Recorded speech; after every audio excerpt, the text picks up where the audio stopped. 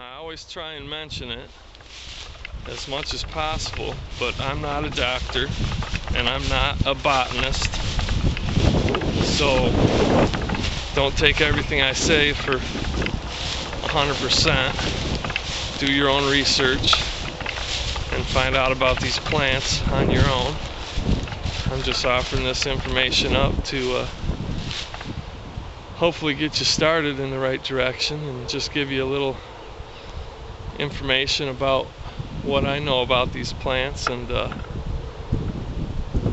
you know, also, if you guys know something that I don't, or if you know of some other uses, or if you have comments or whatever, please share them, because you know, just like most of us, we're all still learning, because the last thing you want to do with any of this stuff is get overconfident.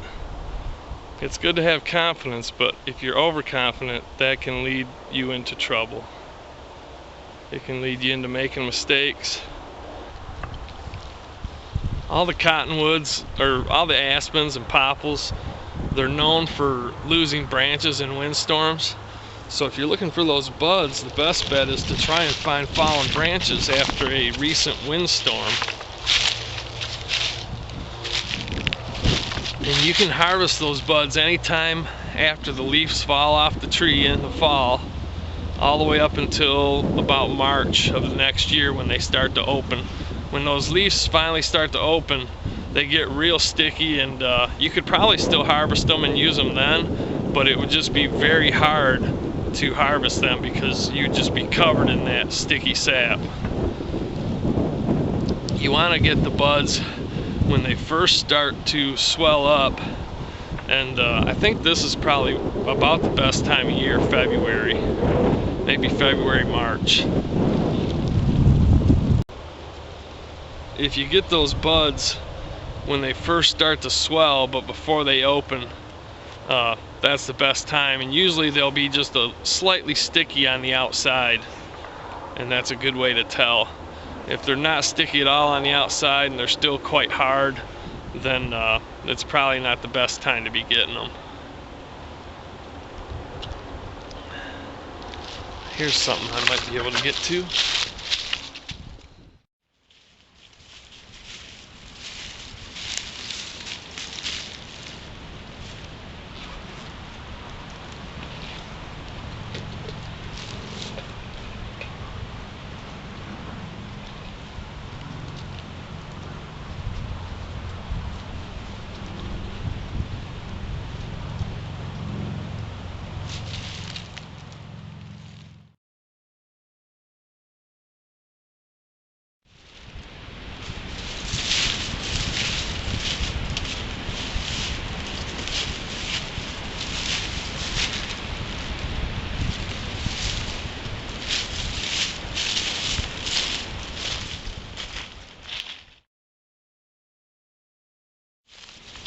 Alright, here we go.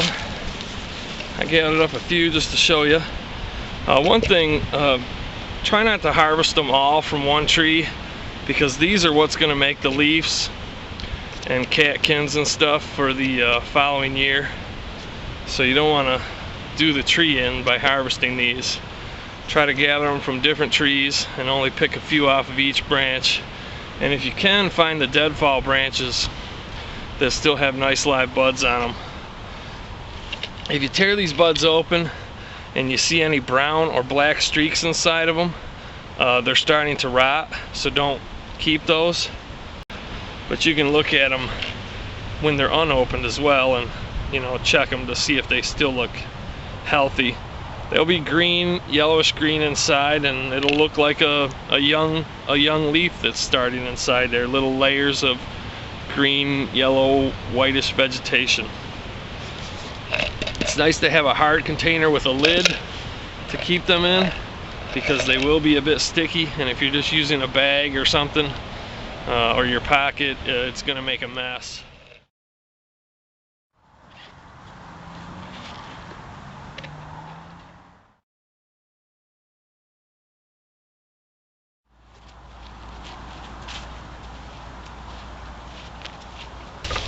I'm gonna head up in here and see if I can't find a place out of the wind to boil up some water and make some tea. Looks pretty sheltered up in there.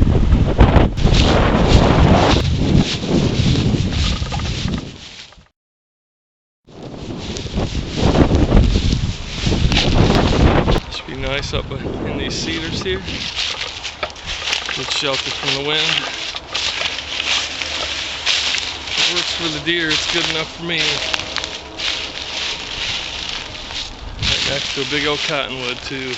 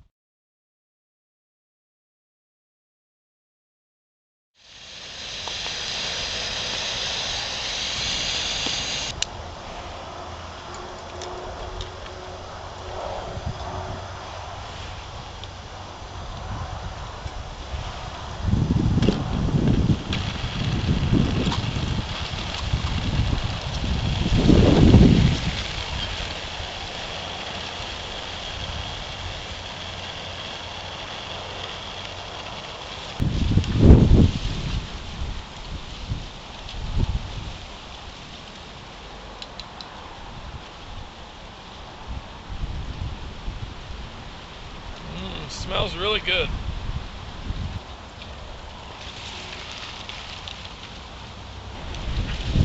Go ahead and give it a taste test.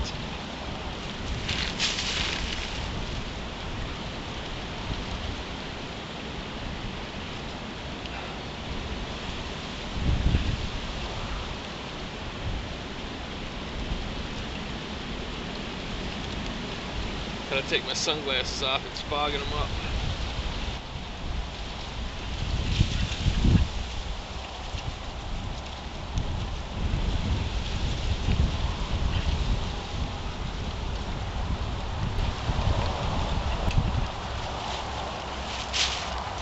Doesn't taste horrible, but I wouldn't say it tastes great. It tastes more like a medicine. Really, that's what it's supposed to be, is a medicine. This is supposed to work as an expectorant to loosen phlegm. If you have a cold and you got a lot of mucus in your lungs, you take this and it loosens up that phlegm and allows you to cough it up out of your lungs. Plus it has a really nice, somewhat medicinal but very fragrant odor, and just breathing the steam seems to loosen up your sinuses and stuff. It seems to do what it's supposed to do. The only thing you want to be careful with though is whatever pot that you make this stuff in, it's gonna stick to the inside and be hard to get out because it's an oil and it's almost like a pine sap, so keep that in mind. It almost has a cloudy yellow green coloration to it. It definitely looks like medicine and kind of tastes like medicine, but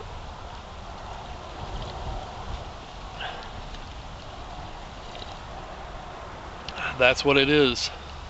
Put some honey in it, probably wouldn't be too bad.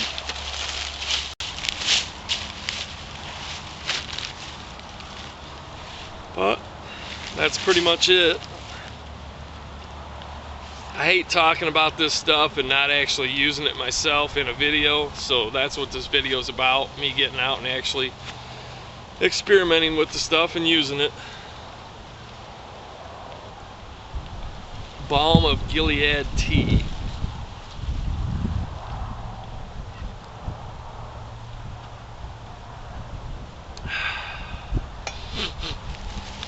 Oh yeah, feel much better. Thanks for watching. Talk to you guys later.